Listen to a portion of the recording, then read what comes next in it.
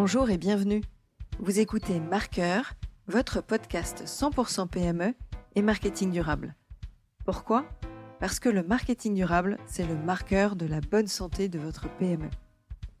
Je m'appelle Diane Cantan et je vous propose de vous évader dans cet épisode avec un invité où nous évoquerons sa vision du marketing durable et sa vision de l'avenir des entreprises liées aux enjeux RSE.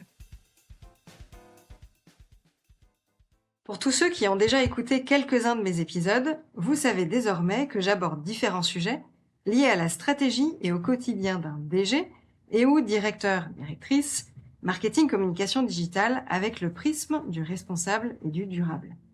Aujourd'hui, nous évoquons le sujet des achats responsables, évidemment d'une manière plus globale pour l'entreprise, mais aussi en faisant un zoom sur les achats qu'une équipe marketing est amenée à réaliser. Comment bien choisir ses fournisseurs et prestataires ? Quels critères appliquer pour que les achats soient le plus responsables possible ?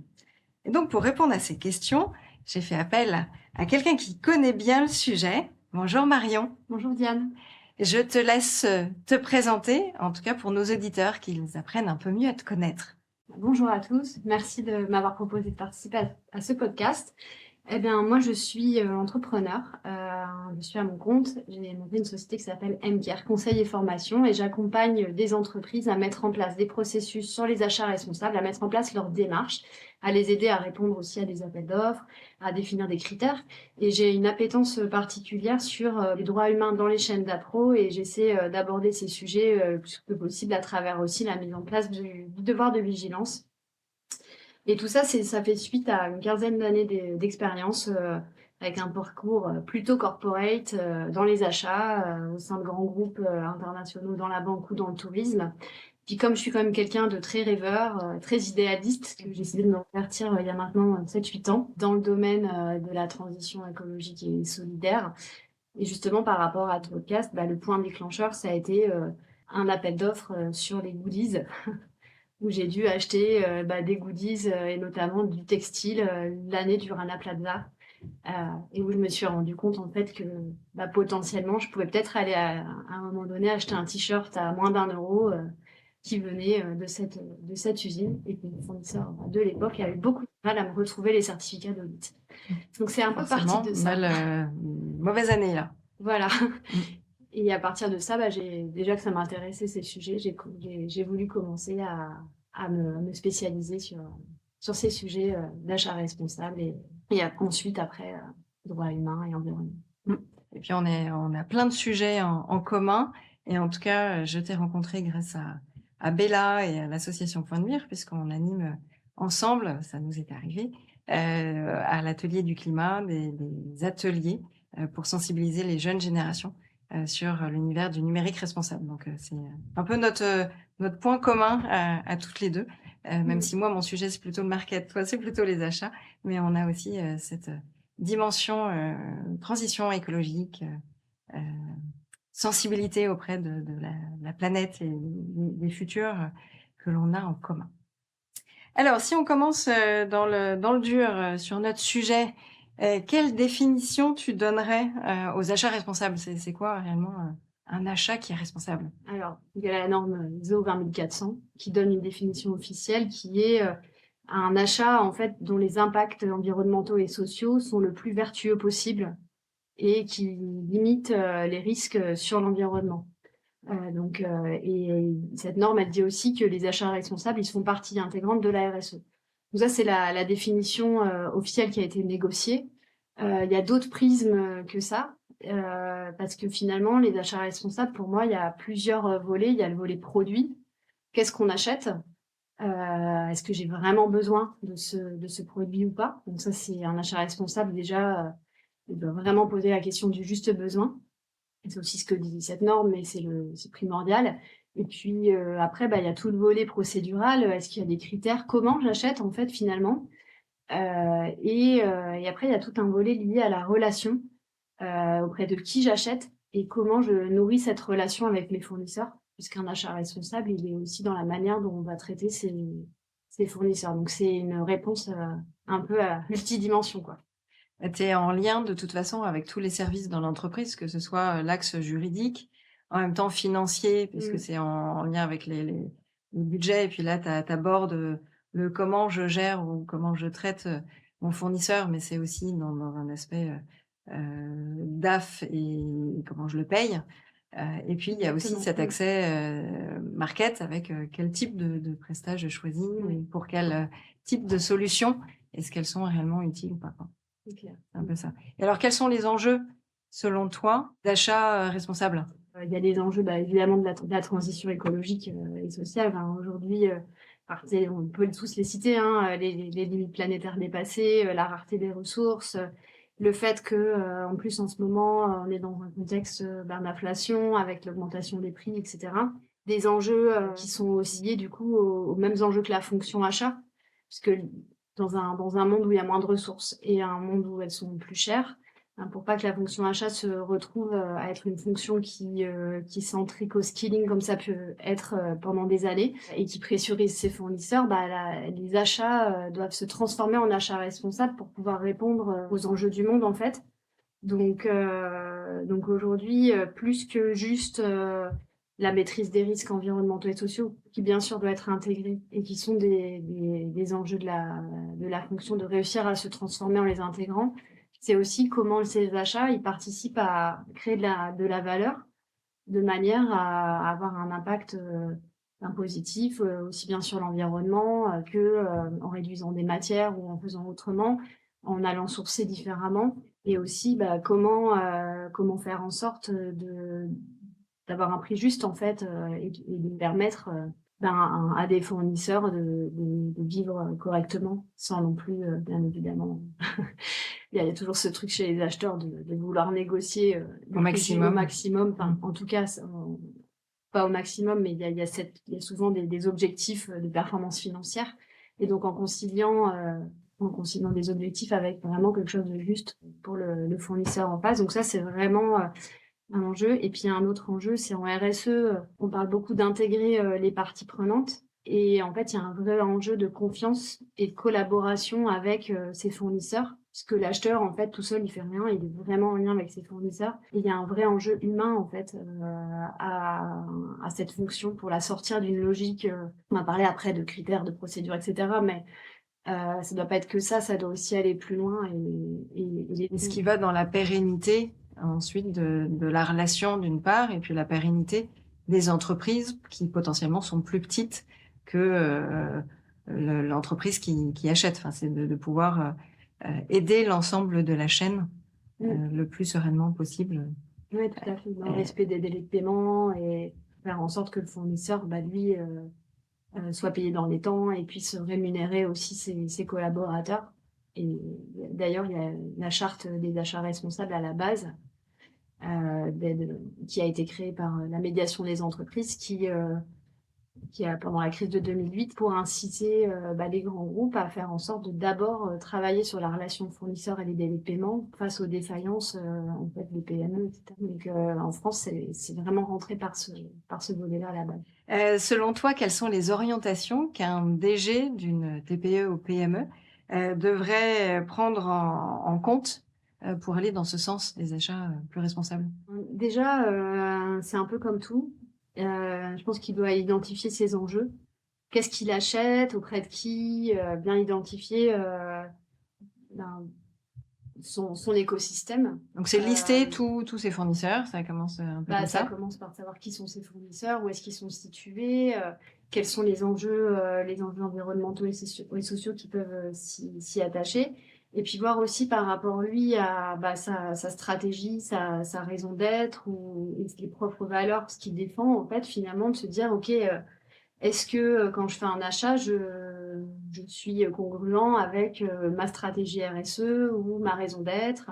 Et est-ce que finalement cet achat, il peut avoir un impact négatif sur mon écosystème et une partie prenante tierce? Et est-ce qu'il intègre bien des critères positifs, enfin des critères positifs, en tout cas des critères environnementaux et sociaux? Et est-ce que quand il y a une décision qui est prise vis-à-vis d'un fournisseur ou d'un autre, est-ce que ça sert bien une vision du monde qu'il voudrait pour ses enfants, par exemple? d'avoir cette vision-là, parce que et d'avoir une vision aussi de est-ce qu'il applique à ses fournisseurs ce qu'il a envie que lui, on lui applique en tant que fournisseur. Donc, on parlait des délais de paiement ou de la manière dont il va interagir avec ses fournisseurs. Est-ce qu'il aimerait voilà, Être traité de la même façon. traité de la même façon ou mieux. Ou comment optimiser les choses. C'est ça. Bah, ça dépend oui, ça dépend aussi ce qu'on veut dire par optimisation, mais comment améliorer en fait et faire en sorte d'être dans une vision positive en fait et de partenaire et pas juste de se servir comme ça peut être le cas dans une vision assez old school de la fonction quoi. De la pressurisation comme tu as Ouais, voilà. dit tout à l'heure sur le côté achat. Avec peu de considération ou pas de considération. Enfin, on pense notamment au circuit de la grande distrib. Oui, c'est un peu vieux, ça quand même, c'est une vingtaine d'années. Ouais. En tout cas, je l'ai pas, honnêtement, je l'ai pas vraiment vécu dans les organisations dans lesquelles je suis passée, heureusement. Mais il y avait encore des fois des petites logiques bad cop, good cop. Et ça, vraiment, l'idée, c'est de sortir de ça pour aller vraiment vers une notion où on travaille en partenariat et on se discute entre clients et fournisseurs. Et alors justement, quand on pense aux différents rapports qualité, coût, délai, quels sont les éléments à ne surtout pas négliger? Ou alors tes critères que tu intègres dans un appel d'offres de fournisseurs? Alors si je fais un zoom peut-être un peu plus market com et non pas juste fournisseur d'énergie et de savoir si c'est de l'énergie verte ou des fournisseurs de LED ou de flotte automobile. Là, si je fais un zoom market com, quels seraient les critères à respecter? Bah, il y en a plusieurs. Ça dépend de quel type de prestation on parle. Donc, moi, j'ai acheté par exemple pas mal de prestations au niveau d'agences de communication ou d'agences digitales. L'idée, ça va être de mettre des critères sur le nombre de collaborateurs qui ont été formés à l'éco-conception, à l'accessibilité. Mettre des critères obligatoires si on développe un site web sur l'accessibilité numérique de ce site. Voir est-ce qu'il est de mettre des critères sur l'hébergement, d'avoir des hébergements plutôt divers.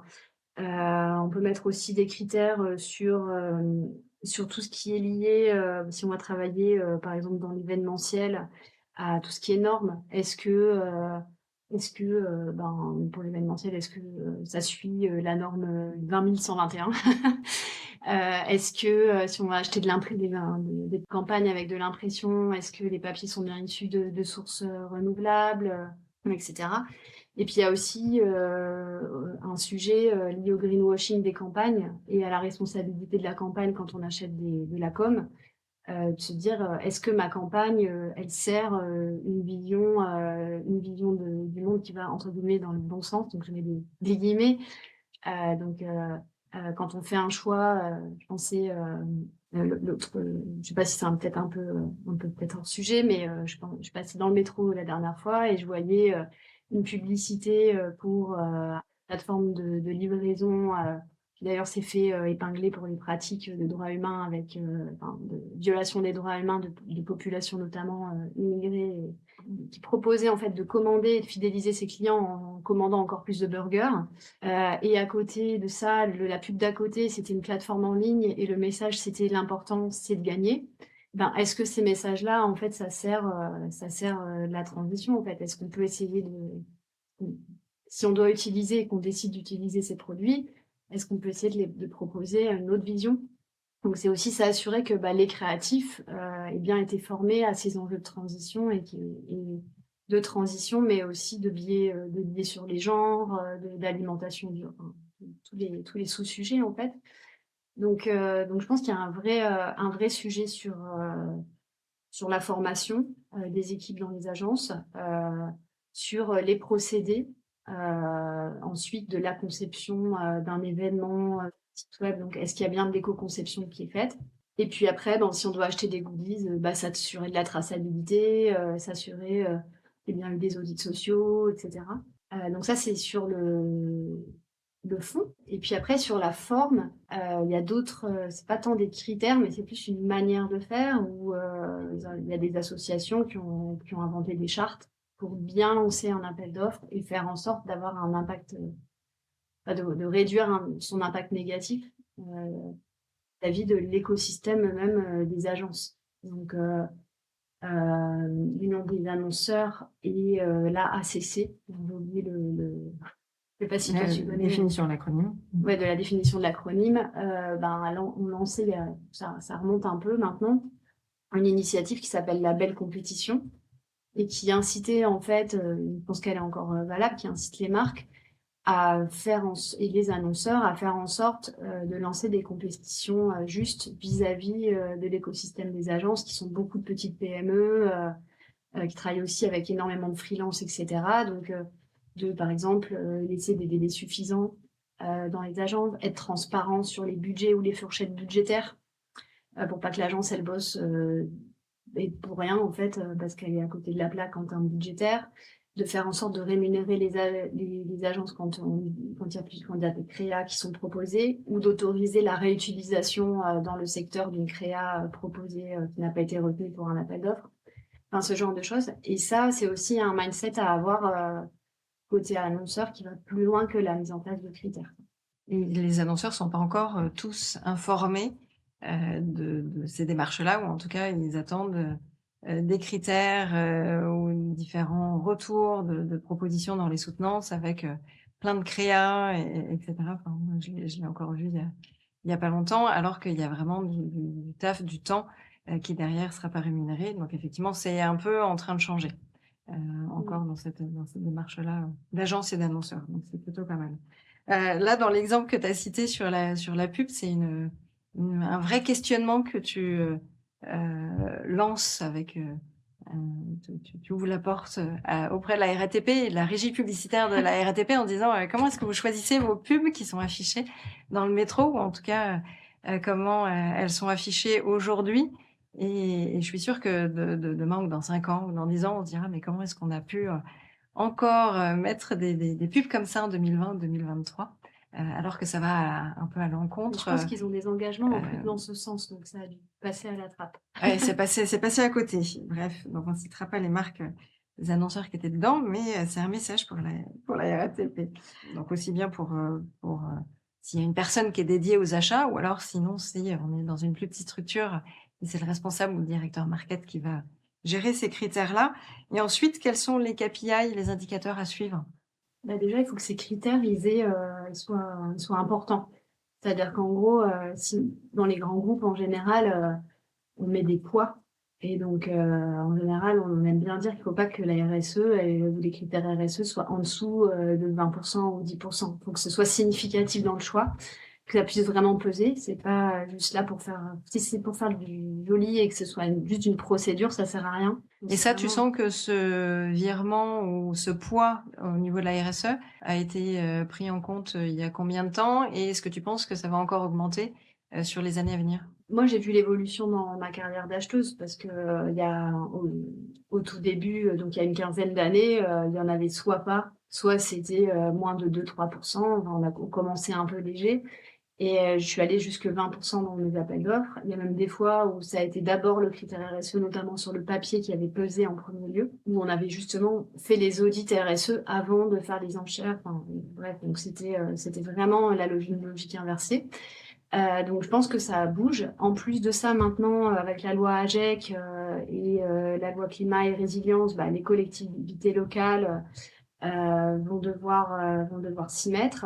Donc les achats publics bougent énormément. Voilà, il y a des clauses environnementales qui sont obligatoires maintenant dans les appels d'offres. Donc oui, on va dans le bon sens. Après, c'est sûr que par rapport à ce que je disais tout à l'heure, on est aussi dans un mouvement où il y a une augmentation des prix.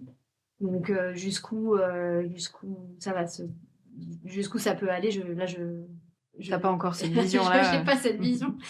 En fait, il y a des indicateurs de mesure de mise en place de la démarche.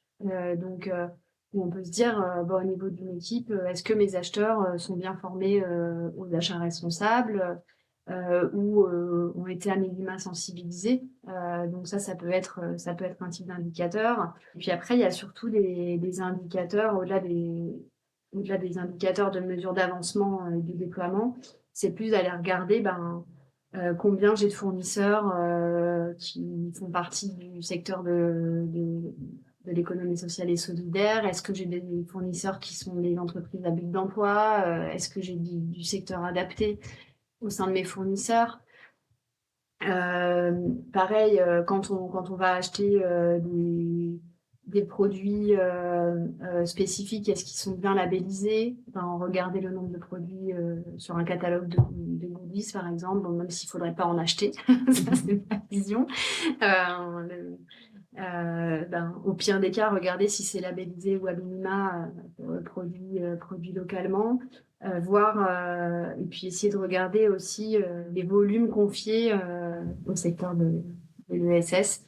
Ça peut être aussi sur le numérique, il y a d'autres critères aussi sur le pourcentage de matière recyclée intégrée dans un produit ou autre. Enfin, il y a une pléthore en fonction des catégories de critères qu'on peut suivre, quoi.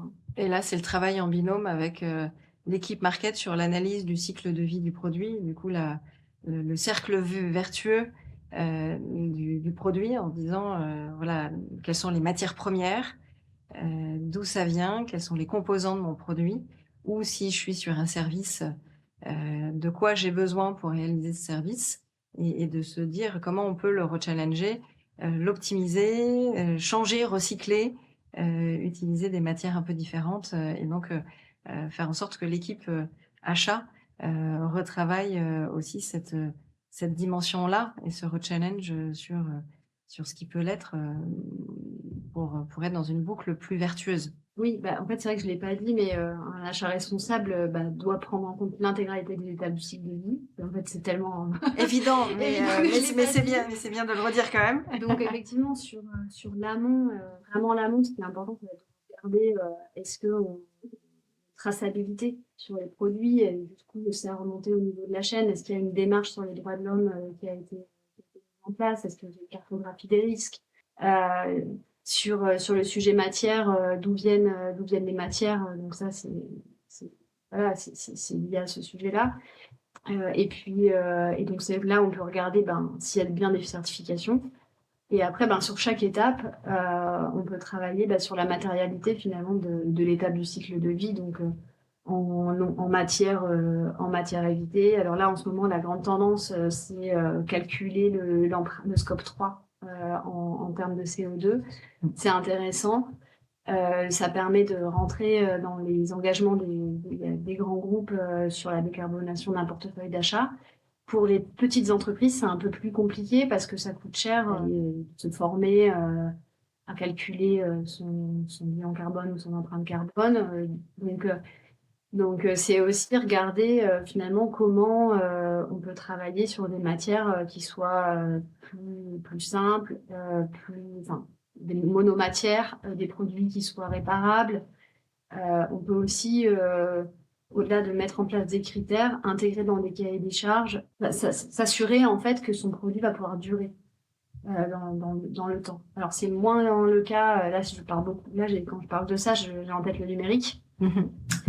Parce que comme tu l'as dit, on s'est rencontrés à la maison d'informatique responsable et on traite beaucoup du numérique et donc comment allonger en fait la durée de vie d'un équipement informatique. En marketing, on est plus dans de l'instantanéité, c'est plus difficile d'aller travailler sur ces sujets. Mais l'idée, effectivement, c'est bien d'avoir en tête la durée de vie et de faire en sorte d'allonger la durée de vie de ce qu'on achète, quoi. Après, on peut imaginer tout à fait d'augmenter la durée de vie d'un produit qui soit pas numérique, mais je pense, t'achètes une bougie, elle est dans un emballage qui dure, un peu un petit pot, et qui fait en sorte qu'ensuite ton pot, tu remets un peu de la terre, tu refais replanter, ça te sert de pot à crayon. Enfin, on peut très bien imaginer et repenser complètement son offre par rapport à ça, pour qu'elle soit durable. On peut aussi ne pas avoir de pot. Oui, bien sûr. Et donc, en fait, c'est ça aussi, on avait la discussion sur les goodies. Et, sur l'emballage ou le suremballage. Il y a aussi ces notions-là. Et c'est de se dire, dans la notion du juste besoin, de se dire en fait à quoi ça va me servir. Et sur les achats responsables, il y a vraiment cette notion-là. Et en fait, des fois, le meilleur achat, c'est le non-achat. Et c'est un peu bateau de dire ça, mais en tant qu'acheteur et ancienne acheteuse qui était des fois objectivée sur mon périmètre d'achat et le nombre d'achats que j'allais faire, Il y a aussi un vrai enjeu, je ne l'ai pas dit tout à l'heure, mais à faire en sorte de pas, de faire attention à moins acheter de manière à préserver les ressources et pas acheter n'importe À quoi. pas Et surconsommer. pas surconsommer, voilà. Donc Ou quand on est consommer moins. en B2C, on essaye de consommer moins mais mieux. Bon, bah, quand on fait des achats, finalement, c'est aussi la même chose. Ouais, Essaye d'acheter, moins mais mieux. exactement. C'est un peu ça aussi. Alors tu l'as évoqué, tout à l'heure et j'aimerais, qu'on revienne dessus, sur cette notion de droit humain. Finalement, c'est aussi un nouvel axe pour toi, qui est assez fort et auquel tu tiens beaucoup, sur cette notion de comment on arrive à intégrer, ces droits, humains dans les achats. Déjà, les droits humains, qu'est-ce que c'est quand on parle de droits humains dans la chaîne d'appro? Donc, c'est faire en sorte que les populations qui fabriquent soient dans des bonnes conditions de travail décentes, aussi bien au niveau des matériaux qu'elles manipulent que de leur salaire. Est-ce qu'elles sont dans des conditions de travail décentes? Est-ce qu'elles sont dans un système qui est proche de l'esclavage moderne ou pas, ou des conditions de travail forcées? Il y a tout le sujet lié aux populations qui vont d'un pays, qui voyagent d'un pays à un autre pour aller travailler. Donc, quand on fait des achats responsables, on doit s'assurer en fait que les personnes qui ont travaillé, les travailleurs de la chaîne, soient bien rémunérés et travaillent dans des conditions de travail décentes. Pour moi, il y a plusieurs volets. Il y a le volet d'abord plutôt pour les grands groupes, mais ça va aller après avec les différentes lois. Il y a différentes lois, différents standards qui s'appliquent aujourd'hui aux multinationales, qui visent à obliger les entreprises à mettre en place ce qu'on appelle le devoir de vigilance, donc à cartographier leurs risques, regarder quand il y a un achat, où est-ce que on achète, dans quel pays, est-ce que c'est des pays qui sont à risque ou pas, est-ce que c'est des pays sur lesquels est-ce qu'il y a beaucoup de main-d'œuvre, est-ce que c'est des femmes, est-ce qu'il y a une forte intensité manuelle ou est-ce que des machines, enfin voilà, on regarde tout ça. Donc ça, c'est important en tant qu'acheteur déjà de bien comprendre quand on achète comment le produit est fabriqué et quel est le niveau de sous-traitance. C'est le premier volet et donc pour ça, peut faire une cartographie des risques, etc. Après, il y a tout un volet procédural avec des procédures, des audits, aller vérifier voilà, concrètement faire des audits sociaux, vérifier les niveaux de santé et sécurité au sein des entreprises chez qui on achète ou les fournisseurs, récupérer les certificats. Donc tout ça, c'est obligatoire de mettre en place un plan de vigilance pour les grands groupes qui intègrent ces différentes logiques, un peu le procédural. Et de mettre en place aussi, c'est aussi important pour ces grands groupes de mettre en place des mécanismes d'alerte pour que les travailleurs de la chaîne puisse alerter s'il y a des exactions, des violations des droits humains dans l'usine. Et après, quand on est acheteur, soit on est dans un grand groupe et là, il y a toutes ces procédures qui existent.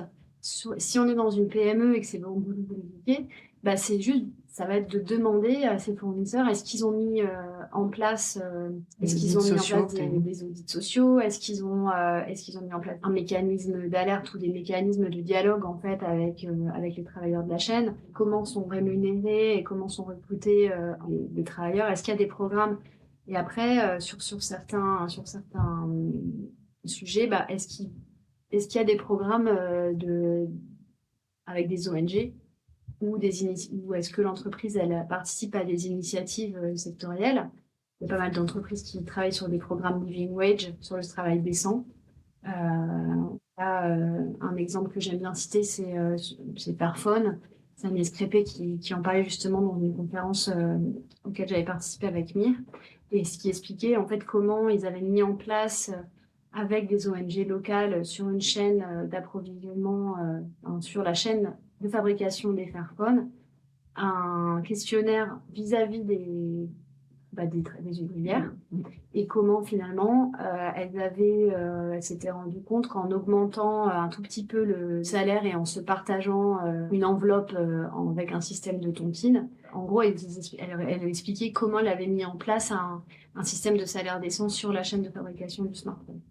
Et donc ça va être une logique assez intéressante d'aller travailler en direct sur le terrain avec des ONG pour faire en sorte que les travailleurs puissent en fait avoir un salaire décent, ou après ça peut être aussi s'assurer qu'il y ait bien, si on est sur les goodies marketing, bah, s'assurer qu'il y ait bien eu des audits sociaux, qu'il y ait bien des équipements de protection individuelle, qu'il y ait des normes comme la norme ISO 45001, ouais.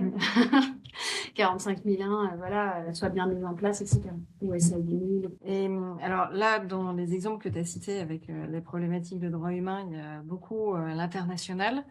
Est-ce que il y a un intérêt de choix stratégique? Alors, tu l'as un peu abordé tout à l'heure sur le critère de la localisation, mais finalement, est-ce qu'on devrait être que avec des fournisseurs et fabricants franco-français? C'est quoi la limite au final?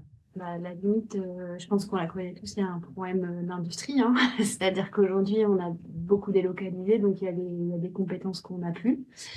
Et il y a un sujet aussi de coût qui, malheureusement, est pas encore assez pris en compte dans les appels d'offres et dans même notre rapport à la consommation. On n'est pas encore prêt à payer le triple pour un produit si jamais il pouvait être fabriqué en France, quoi. Pour moi, c'est pas un sujet est-ce que c'est fabriqué en France ou c'est fabriqué à l'étranger. Il y a des sujets, il y a des industries, on parlait des responsables. Bah, aujourd'hui, ou des migrés, bah, ça va être compliqué d'assurer une transition. On a besoin de transition. Donc, en fait, aujourd'hui, comment on achète responsable ces migrés de transition et comment on fait que bah, des mineurs, des creuseurs artisanaux récupèrent une partie, on en parlait quand on est ensemble, donc récupère une partie de la valeur ajoutée qui est créée sur ce.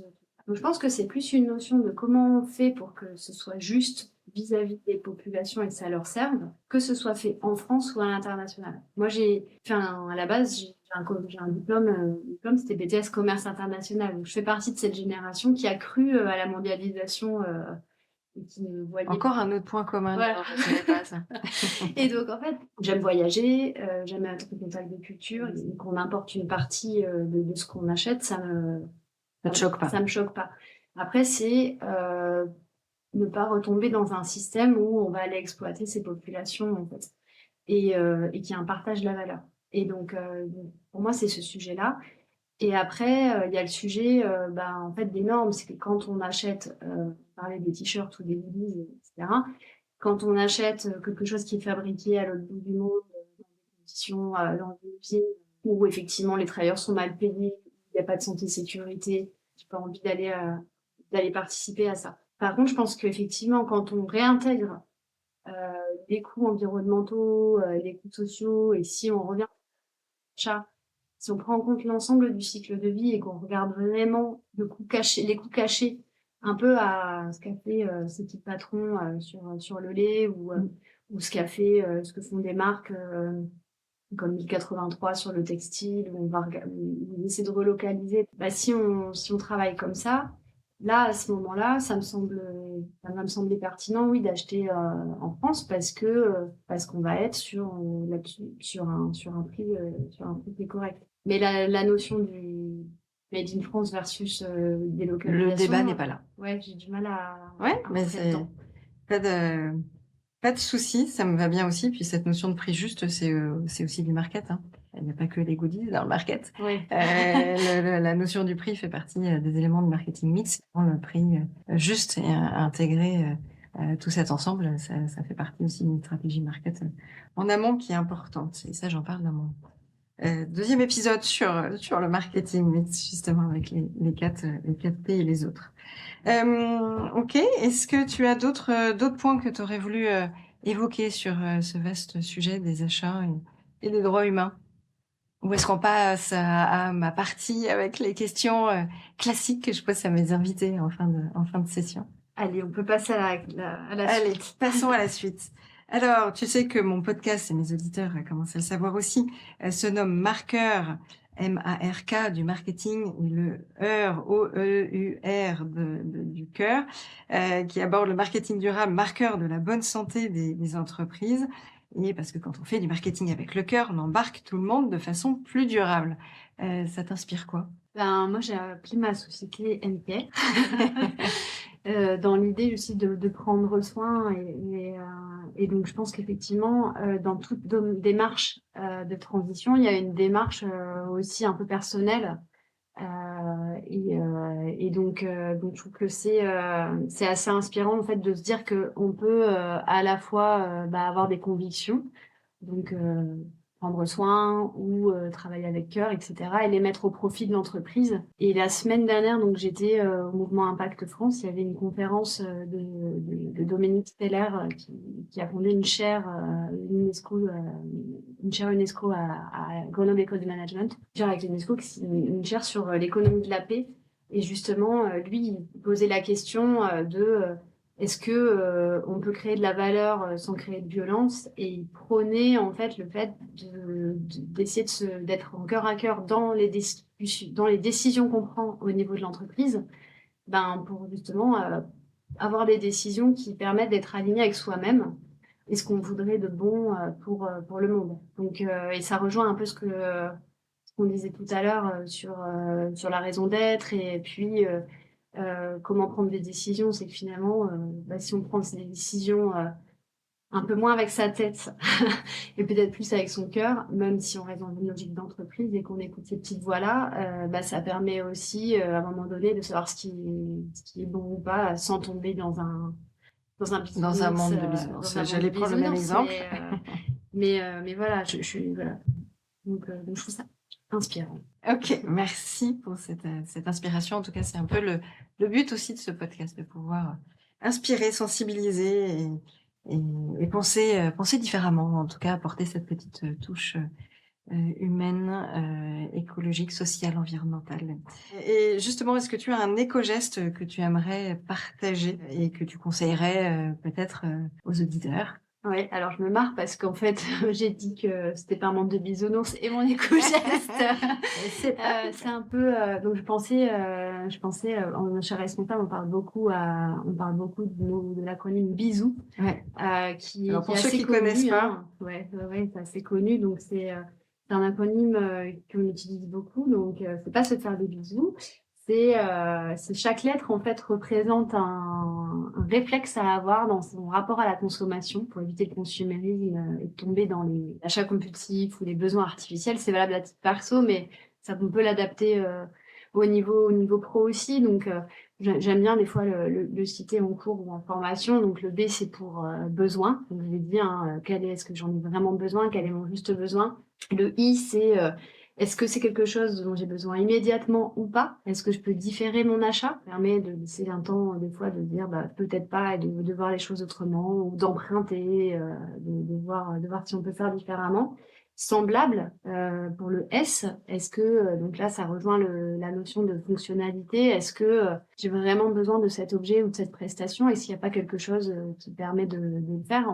Là, on est dans le numérique responsable. Typiquement, c'est le téléphone, supprimer les téléphones pour être en softphonie, par exemple.